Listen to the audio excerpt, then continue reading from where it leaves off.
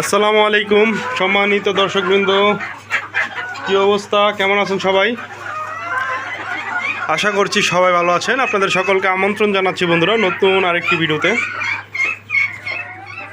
তো আজকের বিষয়ের টপিক হচ্ছে, আর আমি একটু আগেই প্রথমে বলে নেই বন্ধুরা, আমিও যে অনেক বেশি এক্সপার্ট, অনেকেই আসলে আমার কাছে জানতে চান অনেক বিষয় জানতে চান। আমি আসলে সব বিষয় আমি নিজেও জানি না, এটাই হচ্ছে বাস্তবতা। তবে যতটুকু জানি ততটুকু আপনাদের হেল্প করার চেষ্টা করি। আলহামদুলিল্লাহ মোটামুটি জানি। তো যাই হোক, তো আজকের বিষয়ের টপিক হচ্ছে বন্ধুরা, সামনে যেহেতু শীতকাল প্রায় আসন্ন, হ্যাঁ, তো সামনে যেহেতু শীতকাল, তো সেজন্য সকলেরই প্রস্তুতি নেওয়া উচিত, কারণ শীতকালে প্রচুর পরিমাণ বিভিন্ন ধরনের রোগ হয় মুরগির। আপনারা কি কি প্রস্তুতি নেবেন আজকে সেই বিষয়ে আপনাদের একটা আইডিয়া দেওয়ার চেষ্টা করব। তো মূলত যারা নতুন তারা এই ভিডিওটি দেখতে পারেন, আশা করছি আপনাদের কাজে লাগবে। তো সর্বপ্রথম যেটা করতে হবে, যারা সাধারণত রোগে মুরগিকে ভ্যাকসিন দেন না, তাদের সর্বপ্রথম প্রস্তুতি হচ্ছে গিয়ে সবচেয়ে বড় যে সমস্যা শীতকালে রানীক্ষেত। কারণ রানীক্ষেত রোগ যদি একবার আপনার মুরগির ফার্মে ঢুকে, এক পিস মুরগিও টিকবে না। তো আপনারা মুরগিকে রানীক্ষেতের ভ্যাকসিন দিয়ে দিবেন। তো রানীক্ষেতের ভ্যাকসিন কোথায় পাবেন, কিভাবে দিবেন সেটা একটু সংক্ষেপে বলে দেই। যেগুলো 2 মাস বয়সের বেশি মুরগি, সেগুলোকে দিবেন হচ্ছে আরডিবি ভ্যাকসিন। মুরগির রানের মাংসে পুশ করে দিতে হয়, নিয়মকানুন বলে দিব ওরা। আর 2 মাসের কম যদি হয় মুরগি, সেক্ষেত্রে চোখে দিতে হয় বিসিআরডিবি ভ্যাকসিন। এটা আপনারা পাবেন হচ্ছে পশু সম্পদ যে ওই কার্যালয় আছে, প্রাণী সম্পদ কার্যালয়, সেখানে। তো ভ্যাকসিনের দাম নেবে 30 টাকা করে। আপনারা সেখান থেকে ভ্যাকসিন সংগ্রহ করে সর্বপ্রথম কাজ হচ্ছে ভ্যাকসিন করাবেন। আর ভ্যাকসিনের সাথে আরেকটা কাজ করাতে হবে, যেটা মোস্ট ইম্পর্ট্যান্ট, সেটা হচ্ছে কৃমিনাশকের কোর্স করায় ফেলতে হবে।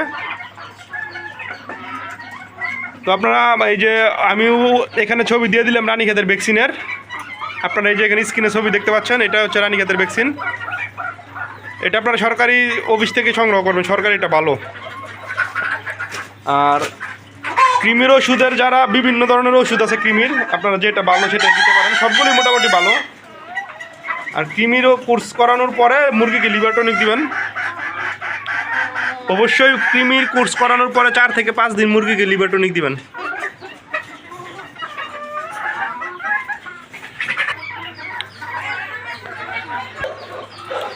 তো কৃমিনাশক কোর্স করাইবেন, রানীক্ষেতের ভ্যাকসিন করাবেন, এই দুটো হচ্ছে গিয়ে মোস্ট ইম্পর্ট্যান্ট। হ্যাঁ, আর আরেকটা কাজ আপনারা করতে পারেন, এটা হচ্ছে কি আপনার ভ্যাকসিন দেওয়ার কিছুদিন পর অ্যান্টিবায়োটিকের একটা কোর্স করায় নিতে পারেন। হ্যাঁ, ঠান্ডার একটা কোর্স করায় নিতে পারেন, এটাও ভালো। তো মোটামুটি এই 3টা কাজ আপনাদের করলে আপনারা মোটামুটি নিরাপদে থাকতে পারবেন, বড় বিপদ থেকে আশা করা যায় ইনশাল্লাহ। তো আপনারা তারপরে আরও সচেতন থাকতে হবে। আসলে শীতের সময় রোগ বালাই বেশি হয়, এটা আপনারা যারা মুরগি পালেন তারা সবাই জানেন। তো মোটামুটি আমাদের যে প্রাথমিক পদক্ষেপ এই 2টা নিতে হবে। আর বায়োসিকিউরিটিটা মেনটেন করতে হবে শীতের মধ্যে, এটা ইম্পর্টেন্ট একটা জিনিস। গরমকালে মুরগির মধ্যে যদি একটা কোনো ভাইরাস অ্যাটাক করে, সেক্ষেত্রে কিন্তু ভাইরাসটা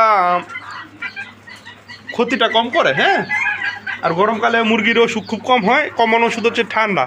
এছাড়া বড় রোগ খুব কমই হয় একটু তুলনামূলকভাবে শীতের চাইতে। তো বন্ধুরা, আপনারা প্রাথমিকভাবে এরকম একটা প্রস্তুতি নিয়ে রাখেন। আর মুরগির গায়ে যেন শীতের মধ্যে, ওটা পরবর্তী শীত যখন আসে তখন বলে দেবো। এটা হচ্ছে প্রাথমিক, এখন যে প্রস্তুতি নেবেন আপনারা সেই ব্যাপারে একটা আইডিয়া দিলাম। তো অবশ্যই আপনারা এই কাজটি করে নেবেন, হেলামি করবেন না। যাদের মোটামুটি মুরগি আছে, যদি আপনারা এখানে 2 পিস মুরগি থাকে, তাও ভ্যাকসিন করে নেবেন। আসলে আমরা অনেকেই জানি না যে ভ্যাকসিনের দাম কেমন। ভ্যাকসিনের দাম অনেক কম। হ্যাঁ, 30 টাকা পিস নেয় শুধুমাত্র ভ্যাকসিন। আর মোটামুটি এখন আপনারা যদি সরকারি যে প্রাণী সম্পদ অফিস আছে সেখানে যোগাযোগ করেন, মোটামুটি অ্যাভেলেবেলই পাওয়া যায়। হয়তো বা যদি তাদের কাছে না থাকে, বলে নাই, তাহলে ওনাদের নাম্বার নিয়ে আসবেন। অবশ্যই ওনারা নাম্বার দিয়ে দেয়, ওনাদের কাছ থেকে নাম্বার নিয়ে এসে তার পরবর্তীতে যোগাযোগ করে সংগ্রহ করার চেষ্টা করবেন।